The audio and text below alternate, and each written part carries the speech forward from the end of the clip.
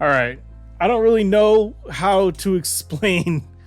I don't know how to explain this one. He is like an interdimensional like thing. Okay.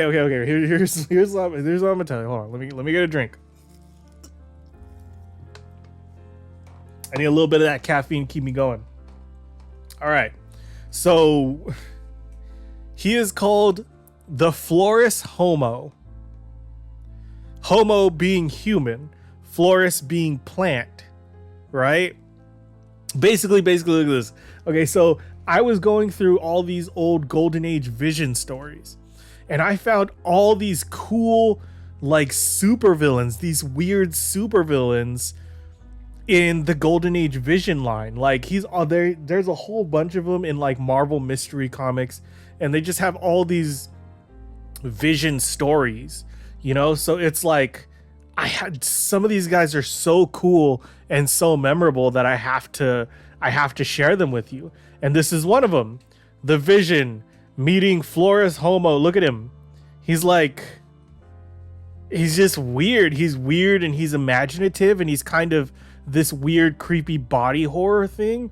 And he matches perfectly well with the Vision, who is this mystical specter of smoke. Look here, it says right here. The Vision sought to find the ruthless vampire killer of Star City, but the notes of a dead biochemist put him on the trail of the weirdest horror that's ever walked the earth. And it is! Look at this thing. It's horrifying. He looks like he's in constant agony.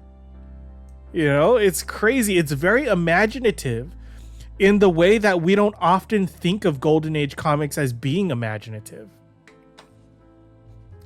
An inhabitant of another dimension, the Vision visits our world through the medium of smoke to combat evil and injustice wherever he emerges. The mysterious force that guides the Vision to where he is most needed to combat evil brings him to Star City, a city in the grip of a nameless terror. Hello, Murphy. Send down the squad. I found another one. I tell you, Murphy, this thing is shattering me nerves. There was the body. It was milk white, not a drop of blood left in it. Come down quick, I'm sick. Yeah, you think it's going to be a vampire, but it's not. It seems that I have arrived, none too soon. There's evil loose in this city, evil that must be stamped out quickly, completely. A little information on this case will come in handy. City in fear as the vampire killer claims 10th victim.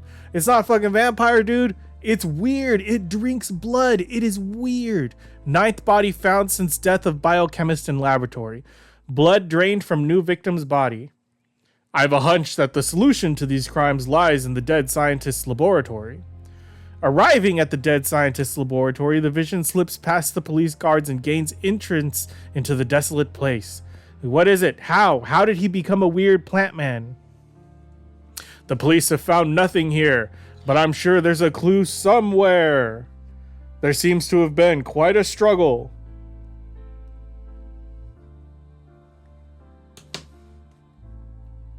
Even as the Vision searches for a clue, death hovers menacingly outside. I wonder when Fogarty's coming to relieve me. This job is giving me bumps. Food, I must have food or I die. He's correct.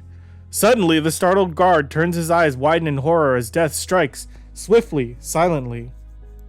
The large, shadowy thing lowers the inherent form of his victim and stands upon it. Ah, the new blood courses through my body. I grow stronger.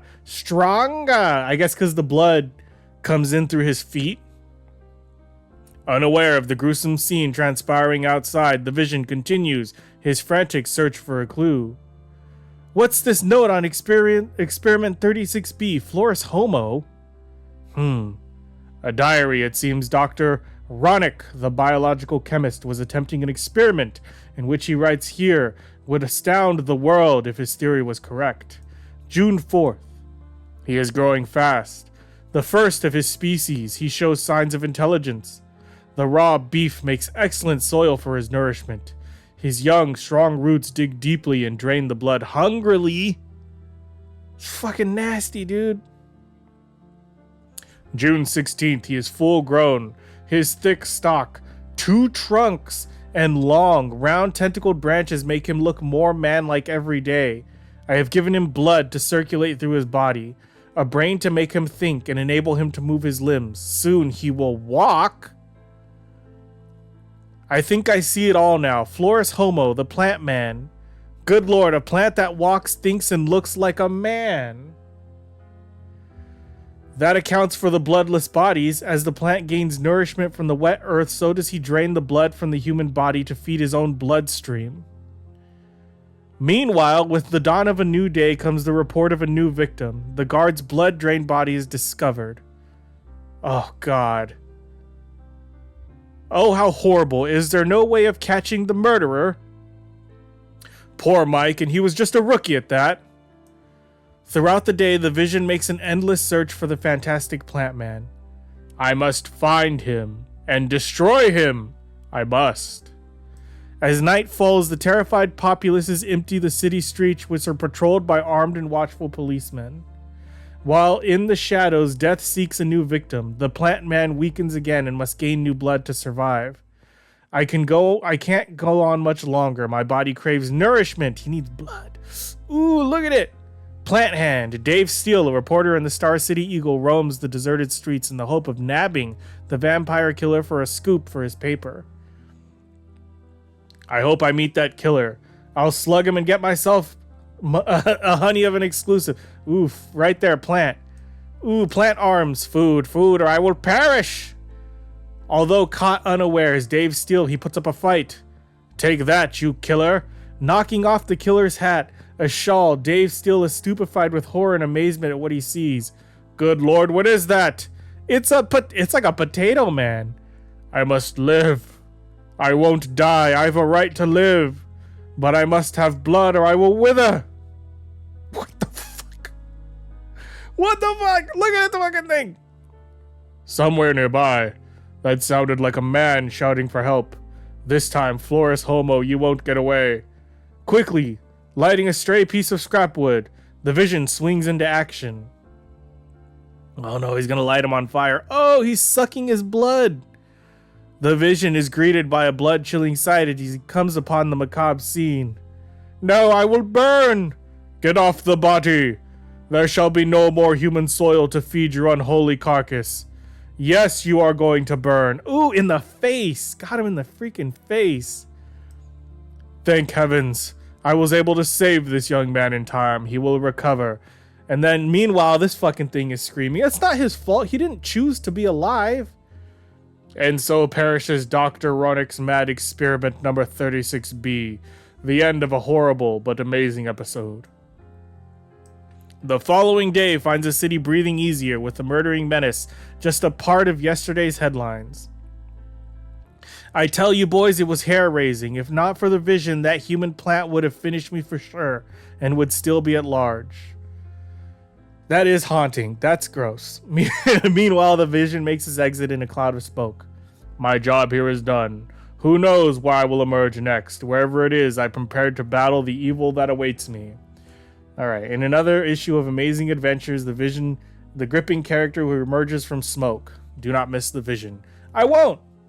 I've been looking through his stuff and I found like a lot of really cool stuff. You know, so I'm going to start making videos about that. But anyway, yeah, Florus Homo. You know, it's not his fault. He didn't ask to be alive. He was just this weird experiment. He didn't know what he was doing. He was just hungry.